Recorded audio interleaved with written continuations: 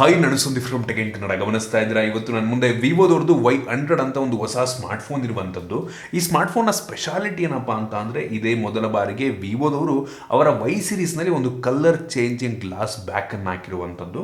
ಮತ್ತು ಈ ಫೋನಲ್ಲಿ ಆಪ್ಟಿಕಲ್ ಇಮೇಜ್ ಸ್ಟೆಬಿಲೈಸೇಷನ್ ಕೂಡ ಇರುವಂಥದ್ದು, ಒಂದು ಒಳ್ಳೆ ಕ್ಯಾಮ್ರಾ ಕೂಡ ಇದೆ. ನಾನು ಈ ವಿಡಿಯೋ ಮಾಡೋ ಟೈಮಲ್ಲಿ ಈ ಫೋನ್ ಏನು ಲಾಂಚ್ ಆಗಿಲ್ಲ, ಬೆಲೆ ಕೂಡ ಗೊತ್ತಿಲ್ಲ ಎಷ್ಟಕ್ಕೆ ಲಾಂಚ್ ಆಗುತ್ತೆ ಅಂತ. ನಾನು ಅಂದ್ಕೊಂಡಿದ್ದೀನಿ ಈ ಸ್ಮಾರ್ಟ್ಫೋನ್ ಒಂದು 25,000 ರೇಂಜಲ್ಲಿ ಲಾಂಚ್ ಆಗ್ಬೋದು ಅಂತ. ಕಾದು ನೋಡಿ ಎಷ್ಟಕ್ಕೆ ಲಾಂಚ್ ಆಗುತ್ತೆ ಅಂತ. ನಾನಿವತ್ತು ಈ ಸ್ಮಾರ್ಟ್ಫೋನ್ ಅನ್ಬಾಕ್ಸ್ ಮಾಡ್ತಾ ಇದ್ದೀನಿ, ಯೂಸ್ ಮಾಡಿ ನನ್ನ ಎಕ್ಸ್ಪೀರಿಯನ್ಸ್ ನಿಮ್ಮ ಹತ್ರ ಶೇರ್ ಮಾಡ್ತಾ ಇದ್ದೀನಿ. ಏನು ಚೆನ್ನಾಗಿದೆ, ಏನು ಚೆನ್ನಾಗಲಿ, ಒಂದು ಪ್ರೈಸ್ ರೇಂಜಿಗೆ ಈ ಸ್ಮಾರ್ಟ್ಫೋನ್ನ ಪರ್ಚೇಸ್ ಮಾಡ್ಬೋದಾ ತಿಳ್ಕೊತೀರಾ. ಅದಕ್ಕಿಂತ ಮುಂಚೆ ನೀವೇನು ನಮ್ಮ tech in Kannada YouTube subscribe ಮಾಡ್ಕೊಂಡಿಲ್ಲ ಅಂದರೆ ಇಲ್ಲೇ ಸಬ್ಸ್ಕ್ರೈಬ್ ಮಾಡ್ಕೊಳ್ಳಿ ಮತ್ತು ಬೆಲ್ ಐಕನ್ ಕೂಡ ಕ್ಲಿಕ್ ಮಾಡ್ಬೋದು. ಮೊದಲನೇದಾಗಿ ಈ ಒಂದು ಸ್ಮಾರ್ಟ್ಫೋನನ್ನು ಅನ್ಬಾಕ್ಸ್ ಮಾಡಿ ಗಮನಿಸ್ತಾ ಇದ್ದೀರಾ. ಈ ಒಂದು ಫೋನ್ ಬಾಕ್ಸ್ ನಿಮಗೆ ಈ ರೀತಿ ನೋಡೋಕೆ ಸಿಗುತ್ತೆ. ಒಂದು ಬಾಕ್ಸನ್ನು ಓಪನ್ ಮಾಡಿದ ತಕ್ಷಣ ನಮಗೆ ಡೈರೆಕ್ಟಾಗಿ ಒಂದು ಸ್ಮಾರ್ಟ್ಫೋನ್ ನೋಡೋಕೆ ಸಿಗುತ್ತೆ. ಫಸ್ಟ್ ಲುಕ್ಕಲ್ಲಿ ಪರವಾಗಿಲ್ಲ, ಒಂದು ಡಿಸೆಂಟ್ ಲುಕ್ಕನ್ನು ಹೊಂದಿರುವಂಥ ಸ್ಮಾರ್ಟ್ಫೋನ್. ಇದ್ರ ಬಗ್ಗೆ ಆಮೇಲೆ ಮಾತನಾಡ್ತೀನಿ. ಇದರ ಕೆಳಗಡೆ ನನಗೆ ಒಂದು user manual, quick start guide ಮತ್ತು ವಾರಂಟಿ ಕಾರ್ಡ್ ಸಿಗ್ತದೆ. ಮತ್ತೊಂದು ಟ್ರಾನ್ಸ್ಪರೆಂಟ್ ಬ್ಯಾಕ್ ಕವರ್ ಕೂಡ ಇರುವಂಥದ್ದು.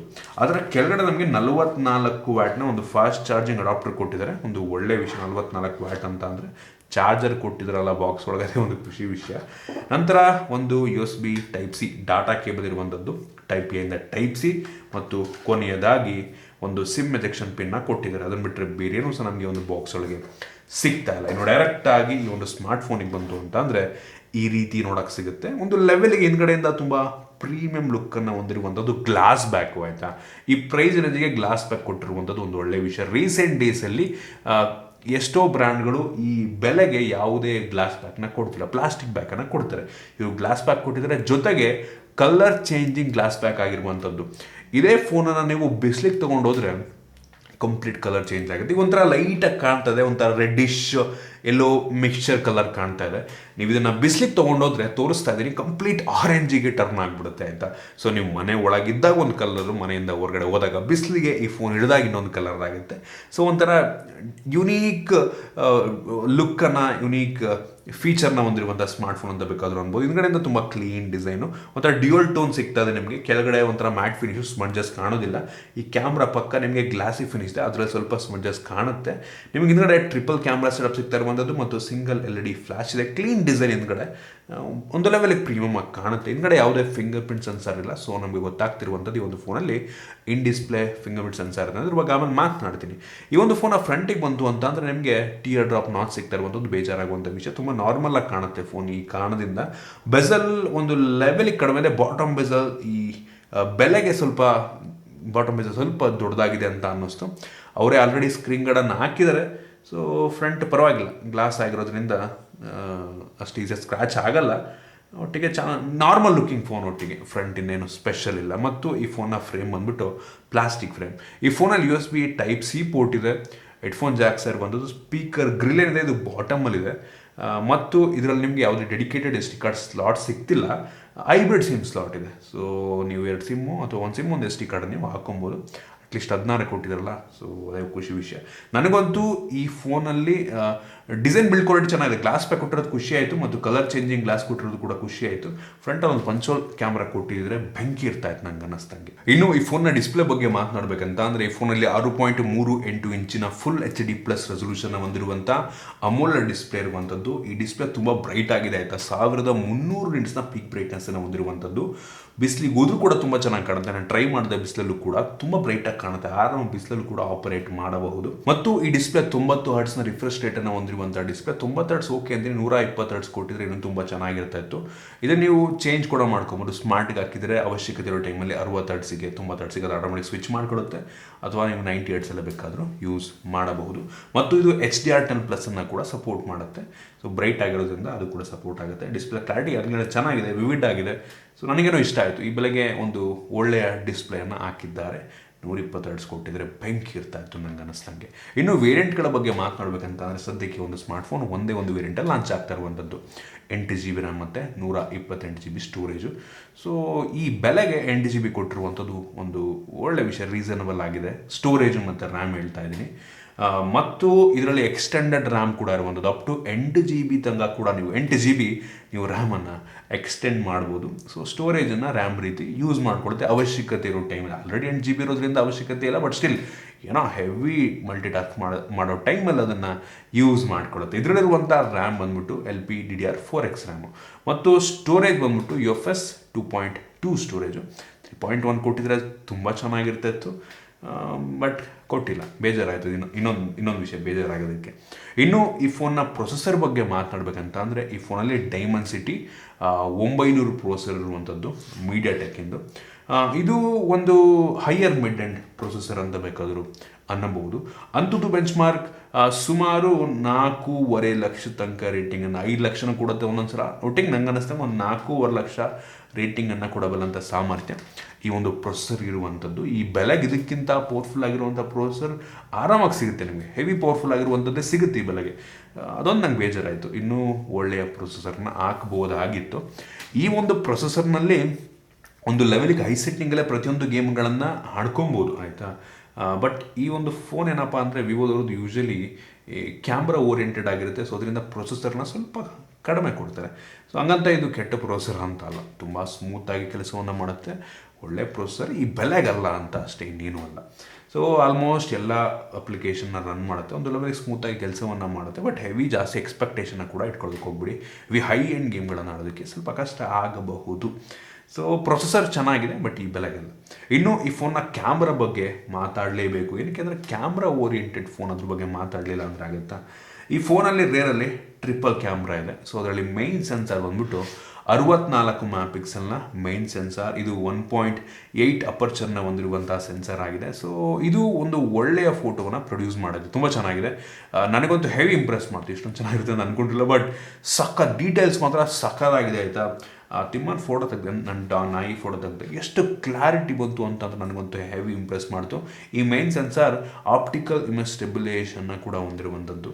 ಸೊ ನಿಮಗೆ ನೀವು ಫೋಟೋ ತೆಗಿಬೇಕಾದ್ರೆ ಸ್ವಲ್ಪ ಶೇಕ್ ಆದರೂ ಕೂಡ ನಿಮಗೆ ಬ್ಲರ್ರಿ ಬರಲ್ಲ ಫೋಟೋ, ಸೊ ಕ್ಲಿಯರಾಗಿ ಬರುತ್ತೆ. ನೈಟ್ ಫೋಟೋಗ್ರಫಿನೂ ಕೂಡ ತುಂಬ ಚೆನ್ನಾಗಿ ಬರುತ್ತೆ ಆ ಒಂದು ಟೈಮಲ್ಲಿ.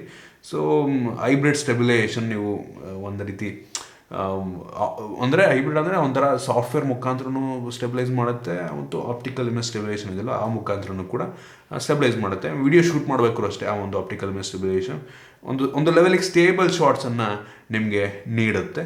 ಸೊ ಇದರಲ್ಲಿ ಡಿಫ್ರೆಂಟ್ ನಿಮಗೆ ವ್ಲಾಗ್ ಮೋಡ್ ಆಗಿರ್ಬೋದು, ಪೋರ್ಟ್ರೇಟ್ ಮೋಡ್ಗಳಿದೆ, ಮಲ್ಟಿ ಸ್ಟೈಲ್ ಪೋರ್ಟ್ರೇಟ್ ಮೋಡ್ಗಳಿದೆ, ಡ್ಯುಯಲ್ ವ್ಯೂ ಅಂದರೆ ಫ್ರಂಟ್ ಟು ಬ್ಯಾಕ್ ಎರಡನ್ನೂ ಕೂಡ ನಿಮಗೆ ನೋಡೋ ರೀತಿ. ಸೊ ಈ ರೀತಿ ಎಲ್ಲ ಡಿಫ್ರೆಂಟ್ ಆಪ್ಷನ್ಗಳು ನಿಮಗೆ ಸಿಗುತ್ತೆ. HDR ಅಲ್ಲಿ ನೀವು ವೀಡಿಯೋನ ಕೂಡ ರೆಕಾರ್ಡ್ ಮಾಡ್ಕೊಬೋದು. ರೇರ್ ಕ್ಯಾಮ್ರಾ 4K ತನಕ ವೀಡಿಯೋ ರೆಕಾರ್ಡ್ ಮಾಡುತ್ತೆ, ಫ್ರಂಟ್ ಕ್ಯಾಮ್ರಾ ಫುಲ್ HD.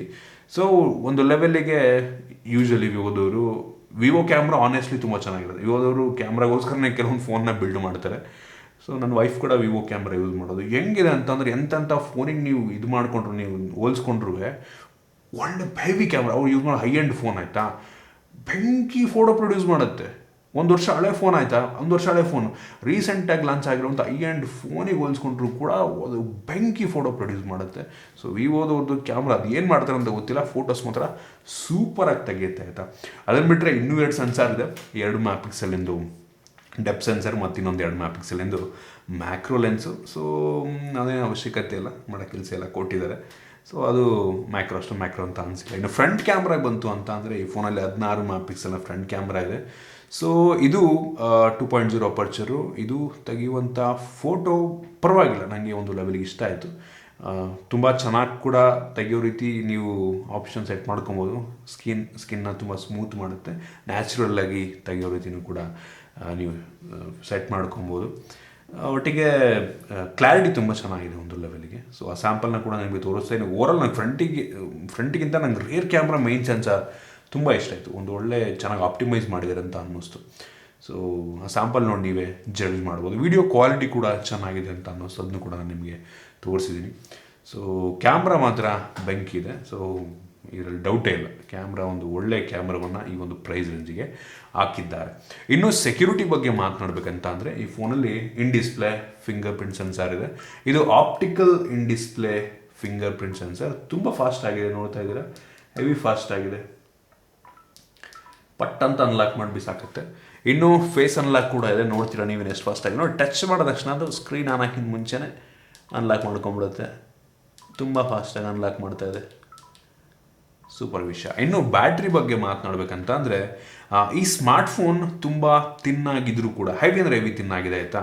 ನೋಡ್ತಾ ಇದ್ದೀರಾ ಎಷ್ಟು ತಿನ್ನಾಗಿದೆ ಅಂತ. ಕೇವಲ 7.73 mm ಥಿಕ್ನೆಸ್ಸನ್ನು ಹೊಂದಿರುವಂಥದ್ದು ಮತ್ತು 181 ಗ್ರಾಮ್ ವೆಯ್ಟ್ ಮಾತ್ರ ಇದೆ ಆಯಿತಾ. ಸೊ 181 ಗ್ರಾಮ್ ತುಂಬ ತಿನ್ನಿರೋದ್ರಿಂದ ಈ ಸ್ಮಾರ್ಟ್ಫೋನಲ್ಲಿ 4,500 mAh ಕೆಪಾಸಿಟಿಯ ಬ್ಯಾಟ್ರಿ ಇರುವಂಥದ್ದು ಓಕೆ ಅಂತೀನಿ ಆಯಿತಾ. ಒಂದು ಲೆವೆಲಿಗೆ ಸಣ್ಣ ಡಿಸ್ಪ್ಲೇ, ತುಂಬ ದೊಡ್ಡ ಡಿಸ್ಪ್ಲೇ ಅನ್ನೋದು 6.38 ಇಂಚು. ಸೊ ಅದರಿಂದ 4,500 mAh ಕೆಪಾಸಿಟಿ ಆರಾಮಾಗಿ ಒಂದಿನ ನಿಮಗೆ ಒಂದು ಮಾಡ್ರೇಟ್ ಯೂಸ್ಗೆ ಬ್ಯಾಟ್ರಿ ಬ್ಯಾಕಪ್ ಬರುತ್ತೆ. ಮತ್ತು ಬಾಕ್ಸ್ ಒಳಗೆ 44 ವ್ಯಾಟ್ನ ಚಾರ್ಜರ್ ಇರುವಂಥದ್ದು. ಈಗ ವಿಡಿಯೋ ಶುರು ಮಾಡೋದಕ್ಕಿಂತ ಮುಂಚೆ ಬರೀ 1% ಇತ್ತು ಚಾರ್ಜ್ ಆಯಿತಾ. ವಿಡಿಯೋ ಶುರು ಮಾಡಬೇಕು, ಚಾರ್ಜೇ ಇಲ್ಲ ಅಂದ್ಬಿಟ್ಟು ಚಾರ್ಜ್ ಹಾಕಿ 10 ನಿಮಿಷನೂ ಆಗಿಲ್ಲ, ಪಟ್ ಅಂತ ಈಗ ಆಲ್ರೆಡಿ 30% ಆಯಿತು. 10 ನಿಮಿಷಕ್ಕೆ ಫುಲ್ 30% ಚಾರ್ಜನ್ನು ಮಾಡಬಲ್ಲಂಥ ಕೆಪಾಸಿಟಿ ಈ ಒಂದು ಚಾರ್ಜರ್ ಇರುವಂಥದ್ದು. ಸೊ ಸೂಪರ್ ವಿಷಯ, ಓಕೆ ಅಂತೀನಿ ಒಂದು ಬೆಲೆಗೆ. ಇದಕ್ಕಿಂತ ಜಾಸ್ತಿ ವ್ಯಾಟ್ ಚಾರ್ಜರ್ ಕೂಡ ಇರುವಂಥ ಫೋನ್ಗಳಿದ್ದಾವೆ, ಬಟ್ 44 ವ್ಯಾಟ್ ನನಗೆ ನಾಟ್ ಬ್ಯಾಡ್ ಅಂತ ಅನ್ನಿಸ್ತು, ಒಳ್ಳೆ ವಿಷಯ. ಇನ್ನು ಸ್ಪೀಕರ್ ಬಗ್ಗೆ ಮಾತನಾಡ್ಬೇಕಂತಂದರೆ ಬಾಟಮ್ ಫೈರಿಂಗು ಮೋನೋ ಸ್ಪೀಕರ್ನ ಕ್ಲಾರಿಟಿ ಚೆನ್ನಾಗಿದೆ, ಜ್ವರ ಕೂಡ ಕೇಳುತ್ತೆ, ಸ್ಟೀರಿಯೋ ಕೊಟ್ಟರೆ ಚೆನ್ನಾಗಿರ್ತೈತೆ ನನಗೆ ಅನ್ನಿಸ್ತಂಗೆ. ಇನ್ನು OS ಬಗ್ಗೆ ಮಾತನಾಡ್ಬೇಕಂತಂದರೆ ಈ ಫೋನಲ್ಲಿ ಆ್ಯಂಡ್ರಾಯ್ಡ್ 13 ಬೇಸ್ನ ಆಗ್ತಿರುವಂಥ ಫನ್ ಟಚ್ OS 13 ಇರುವಂಥದ್ದು ಸೂಪರ್ ಆಗಿದೆ ಆಯಿತಾ. ಒಂದು ರೀತಿ ನಿಮಗೆ ನಿಯರ್ಲಿ ಸ್ಟಾಕ್ ಆ್ಯಂಡ್ರಾಯ್ಡ್ ಎಕ್ಸ್ಪೀರಿಯನ್ಸನ್ನು ನೀಡುತ್ತೆ. ಸೊ ಬೇಡದಂಥ ಅಪ್ಲಿಕೇಶನ್ ಕೆಲವೊಂದಿದೆ, ಅದನ್ನು ನೀವು ಅನ್ಇನ್ಸ್ಟಾಲ್ ಕೂಡ ಮಾಡ್ಕೊಬೋದು. ಒಟ್ಟಿಗೆ ಸ್ಮೂತ್ ಆಗಿದೆ, 90 Hz ತುಂಬ ಚೆನ್ನಾಗಿ ಆಪ್ಟಿಮೈಸ್ ಮಾಡಿದ್ದಾರೆ, ಅದೊಂದು ಖುಷಿ ವಿಷಯ. ನಮಗೆ ಯೂಸ್ ಮಾಡಬೇಕಾದ್ರೆ ಒಂದು ಫೀಲ್ ಕೊಡುತ್ತೆ ಸ್ಟಾಕ್ ಆ್ಯಂಡ್ರಾಯ್ಡ್ ಅಂತ. ಯೂಸರ್ ಇಂಟರ್ಫೇಸ್ ಎಲ್ಲ ಒಂದು ರೀತಿ ಹಂಗೆ ಇರುವಂಥದ್ದು, ತುಂಬ ಸಿಂಪಲ್ ಆಗಿದೆ, ಮಿನಿಮಲಿಸ್ಟಿಕ್ ಆಗಿದೆ. ಸೊ ನನಗೆ ಇದು ಇಷ್ಟ ಆಗುತ್ತೆ. ಸೊ ನಿಮ್ಮಲ್ಲೂ ಕೆಲವು ಜನಕ್ಕೆ ಅದು ಇಷ್ಟ ಆಗಬಹುದು.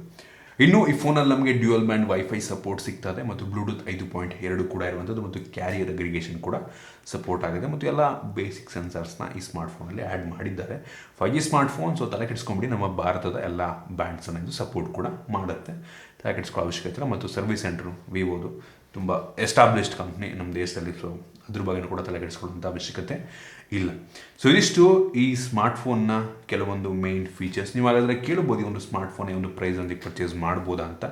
ನಾನಂತೀನಿ ಈ ಬೆಲೆಗೆ ಒಂದು ಬೆಂಕಿ ಕ್ಯಾಮ್ರಾವನ್ನು ಹೊಂದಿರುವಂಥದ್ದು, ಒಂದು ಒಳ್ಳೆ ಡಿಸ್ಪ್ಲೇ ಇದೆ, ಗ್ಲಾಸ್ ಬ್ಯಾಕ್ ಕೊಟ್ಟಿದ್ದಾರೆ ಮತ್ತು ಕಲರ್ ಚೇಂಜಿಂಗ್ ಕೂಡ ಕೊಟ್ಟಿದ್ದಾರೆ. ಸೊ ಇದಿಷ್ಟು ಕೆಲವೊಂದು ನನ್ನ ಫೇವ್ರೆಟ್ ಫೀಚರ್. ಜೊತೆಗೆ ಫಾಸ್ಟ್ ಚಾರ್ಜಿಂಗ್ ಕೂಡ ಇದೆ, ಬ್ಯಾಟ್ರಿ ಪರವಾಗಿಲ್ಲ, ಪ್ರೊಸೆಸರ್ ಓಕೆ ಅಂತೀನಿ, ಸುಮಾರಾಗಿದೆ, ರ್ಯಾಮ್ ಸ್ಟೋರೇಜ್ ಓಕೆ ಅಂತ ಹೆವಿ ಇಂಪ್ರೆಸಿವ್ ಅಂತ ಅನ್ನೋದಿಲ್ಲ.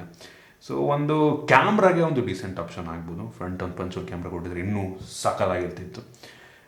ನೋಡಿ, ನಿಮಗೆ ಒಂದು ಒಳ್ಳೆ ಕ್ಯಾಮ್ರಾ ಬೇಕು ಅಂದರೆ ಮಾತ್ರ ಈ ಒಂದು ಫೋನ್ ನೀವು ಪ್ರಿಫರ್ ಮಾಡ್ಬೋದು, ಒಂದು ಆಪ್ಷನ್ ಆಗುತ್ತೆ. ಸೊ ಇದಿಷ್ಟು ಈ ಸ್ಮಾರ್ಟ್ಫೋನ್ನ ಬಗ್ಗೆ ನನ್ನ ಆನೆಸ್ಟ್ ಒಪಿನಿಯನ್. ನಿಮಗೆ ಇದ್ರ ಬಗ್ಗೆ ಏನು ಸಬ್ಟಿಗಳಡೆ ಕಾಮೆಂಟ್ ತಿಳಿಸ್ಬೋದು. ಇಷ್ಟ ಆಗಿದ್ರೆ ದಯವಿಟ್ಟು ಲೈಕ್ ಮಾಡಿ, ಶೇರ್ ಮಾಡಿ. ಇದೇ ರೀತಿ ನಮ್ಮ ಬೇರೆ ಬೇರೆ ವೀಡಿಯೋಗಳಿಗೆ ನಮ್ಮ tech in Kannada YouTube subscribe ಮಾಡ್ಕೊಂಡಿಲ್ಲ ಅಂದರೆ ಈಗಲೇ ಸಬ್ಸ್ಕ್ರೈಬ್ ಮಾಡ್ಕೊಳ್ಳಿ ಮತ್ತು ಬೆಲ್ ಐಕನ್ ಕೂಡ ಕ್ಲಿಕ್ ಮಾಡಿ. ಸಿಗೋಣ ಮುಂದಿನ ವೀಡಿಯೋದಲ್ಲಿ.